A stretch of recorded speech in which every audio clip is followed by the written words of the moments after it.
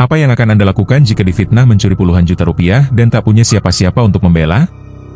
Pria tua ini tidak menyewa pengacara. Ia hanya menggelar sajadah selama 40 malam berturut-turut. Orang-orang menganggapnya sudah gila sampai keajaiban itu benar-benar datang. Assalamualaikum warahmatullahi wabarakatuh, Sobat Inspirasi.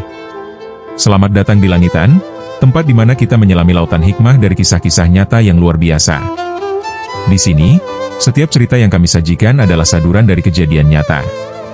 Untuk menjaga privasi dan kenyamanan semua pihak, lokasi dan nama-nama di dalamnya kami samarkan. Namun, pesan dan kekuatan inspirasinya, kami jamin, akan sampai ke hati Anda. Siap untuk merasakan setiap emosi, belajar dari setiap perjuangan, dan menemukan harapan baru.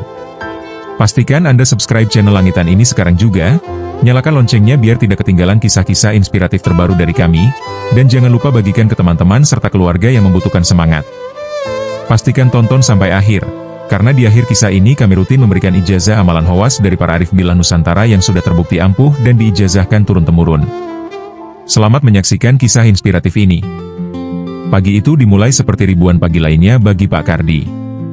Aroma embun yang menguap dari lapangan berumput dan suara sapu lidinya yang berirama di atas paving block adalah musik pembuka hari. Selama 30 tahun, ia adalah denyut nadi pertama yang terasa di SD Harapan Bangsa. Ia mengenal setiap sudut sekolah, setiap pohon, bahkan setiap retakan di dinding. Anak-anak adalah pelanginya. Ada Rini yang selalu memberinya sebungkus permen jahe, ada Banyu yang tak pernah lupa menyapanya dengan teriakan, "Pagi, Mbah Kardi," sebutan sayang yang ia simpan di dalam hati. Baginya, sekolah ini bukan sekadar tempat kerja, melainkan rumah dan keluarga. Namun, kehangatan pagi itu sirna ditelan panasnya tengah hari. Panggilan mendadak ke ruang guru terasa janggal. Biasanya, ia dipanggil untuk memperbaiki keran bocor atau menggeser lemari, bukan untuk duduk di kursi yang terasa panas di hadapan kepala sekolah dan para guru senior. Di sana, Bu Ida, ketua koperasi sekolah yang selalu tampil necis dan murah senyum, menatapnya dengan pandangan yang tak bisa diartikan. "Pak Kardi," suara kepala sekolah memecah keheningan yang tebal, "ada masalah yang sangat serius." Kepala sekolah menjelaskan dengan terbata-bata. Dana tabungan siswa yang dikumpulkan setahun penuh, yang menjadi harapan ratusan anak untuk membeli seragam baru atau buku cerita, lenyap. Jumlahnya fantastis. Puluhan juta rupiah. Jantung Pak Kardi seperti diremas. Ia menatap berkeliling, mencari simpati, namun yang ia temukan hanya wajah-wajah tegang. "Maaf, Pak Kepala Sekolah," sela Bu Ida, suaranya sengaja dibuat lembut namun penuh penekanan. Ia membuka buku besar di hadapannya. "Menurut catatan saya, semua uang sudah masuk ke kotak besi di lemari. Dan menurut kita semua, satu-satunya orang yang memegang kunci lemari besi itu adalah Pak Kardi." Kalimat itu, meski diucapkan dengan nada bertanya, terdengar seperti sebuah vonis. "Demi Allah, Bu, Pak," suara Pak Kardi bergetar hebat. "Saya tidak pernah sekalipun berniat jahat. Saya hanya membuka jika disuruh Bu Ida untuk memasukkan uang. Tapi faktanya uang itu hilang, Pak," sahut Pak Tarno, salah seorang wali murid yang kebetulan ada di sana dan dikenal paling vokal. Ia menatap Pak Kardi seolah melihat penjahat kelas kakap. Orang tua seperti Bapak, yang kelihatannya jujur, justru yang paling berbahaya. Bu Ida menambahkan, "Saya tidak mau menuduh, tapi ini masalah kepercayaan. Kunci adalah simbol tanggung jawab." Pak Kardi merasa dinding ruangan itu menghimpitnya. 30 tahun kejujuran yang ia bangun bata demi bata, hancur menjadi debu oleh beberapa kalimat beracun. Saat ia berjalan gontai keluar dari ruangan itu, ia bisa merasakan tatapan yang menusuk punggungnya.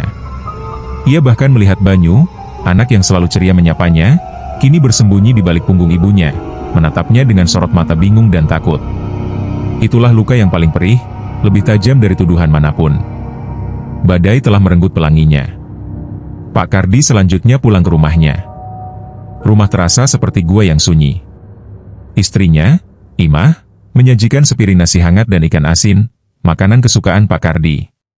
Namun malam itu, kerongkongannya terasa tersekat oleh duri tak kasat mata. Ia hanya menatap nasi itu, bayangan wajah-wajah penuh tuduhan berkelebat di benaknya. "Makan dulu, Pak. Nanti sakit," bujuk Imah lembut.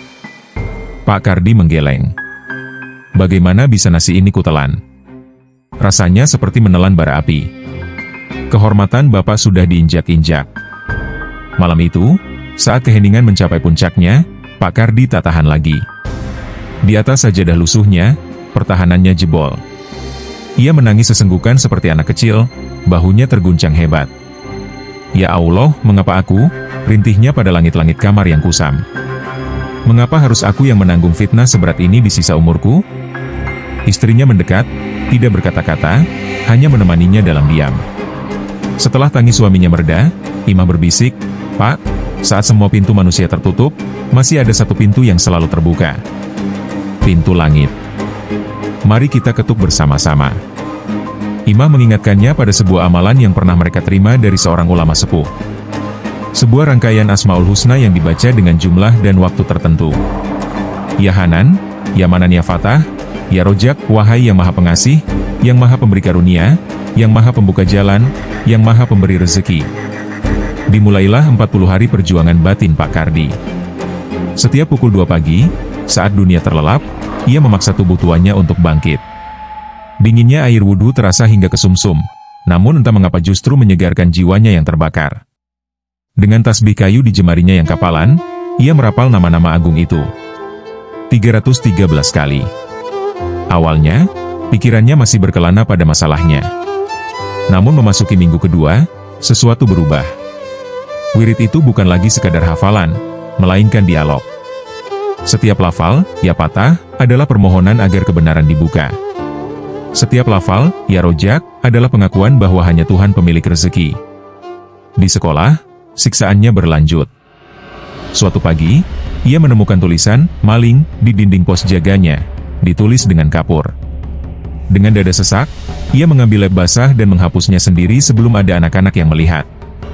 Ia kini makan siangnya sendirian di bawah pohon, karena ruang guru terasa seperti ruang pengadilan. Tapi anehnya, semakin dunia menjauhinya, semakin ia merasa dekat dengan pemilik dunia. Waktu berjalan tanpa solusi.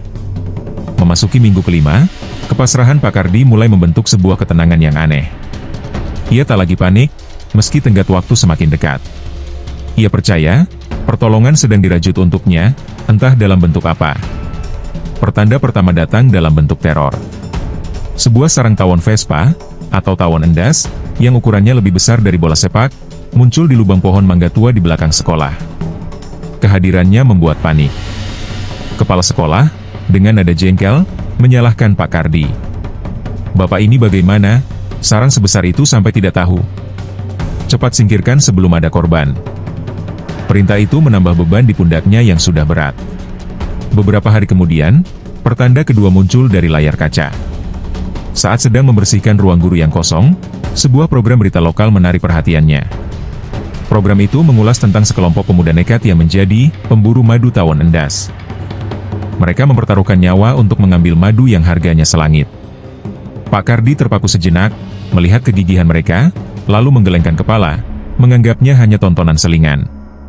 Pertanda ketiga, dan yang paling menyentuh, datang dari Raffi. Murid pendiam itu satu-satunya yang tak berubah.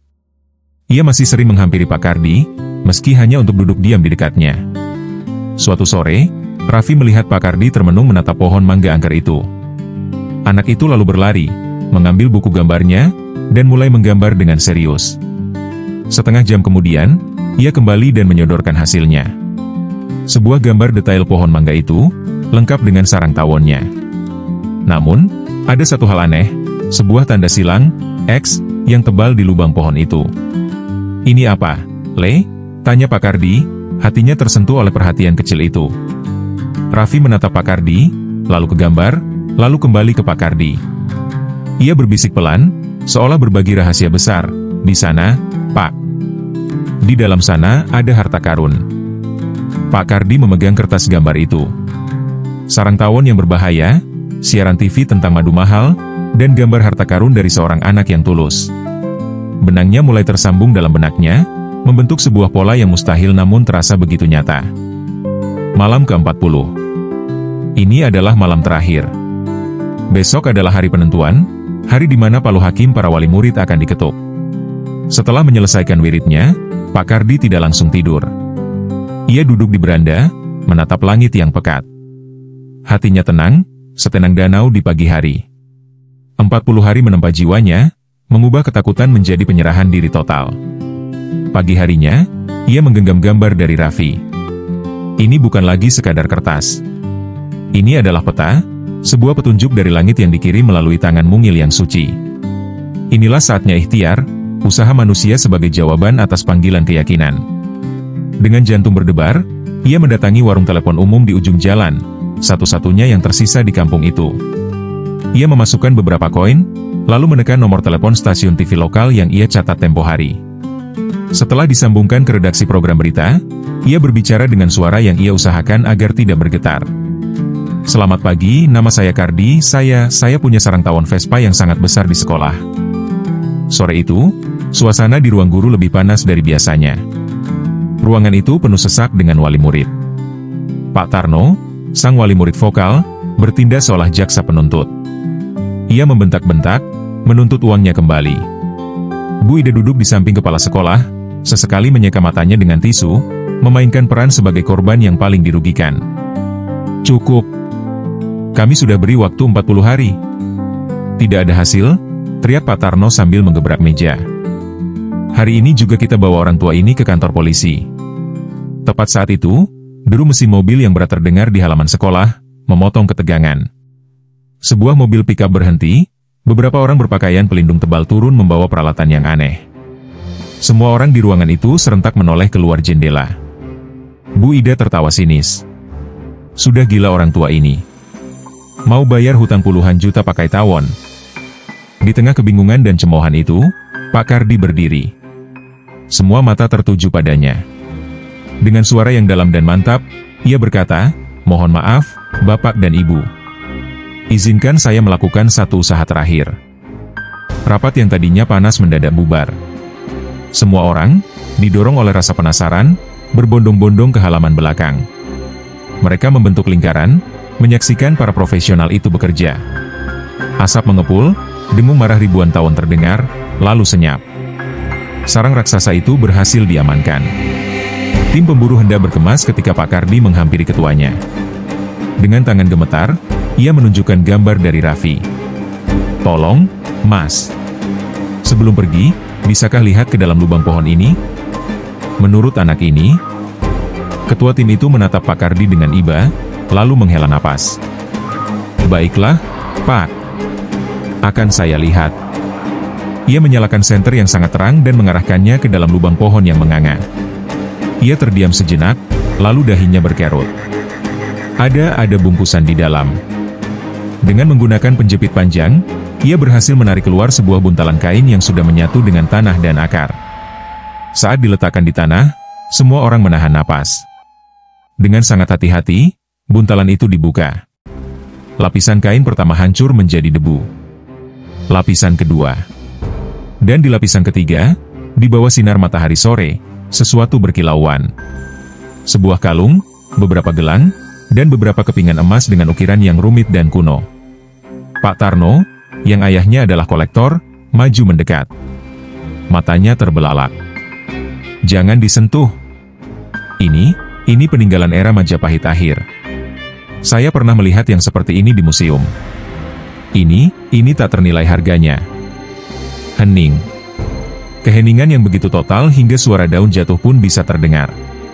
Semua orang menatap harta karun yang tergeletak di atas tanah, lalu serempak menatap Pak Kardi. Orang tua itu sendiri sudah tak sanggup berdiri. Ia bersimpuh di atas rumput, air matanya mengalir deras, bibirnya tak henti-hentinya berucap syukur. Ia tidak melihat emas itu, ia melihat kasih sayang Tuhannya yang tak terbatas.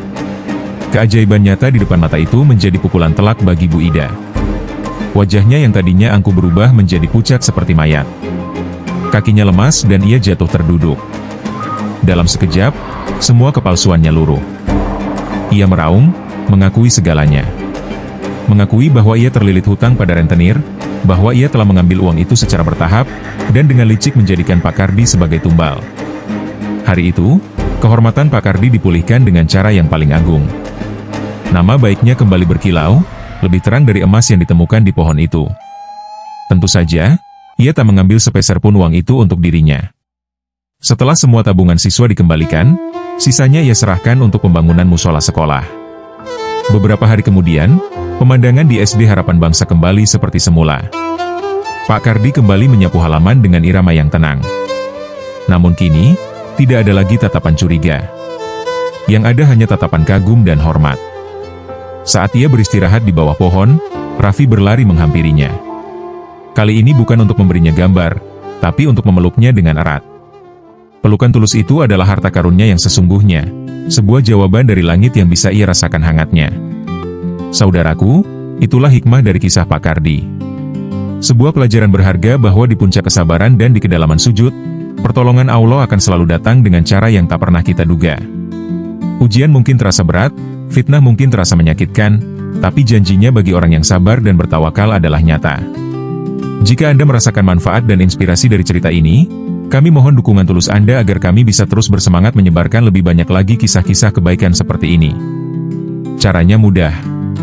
Silakan tekan tombol like sebagai tanda Anda menyukainya, klik subscribe agar kita bisa terus terhubung dalam kebaikan, dan jangan lupa nyalakan lonceng notifikasinya supaya Anda menjadi orang pertama yang tahu saat ada video baru dari kami.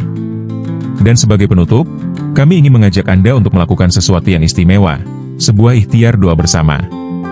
Silakan tulis, amin, di kolom komentar di bawah ini.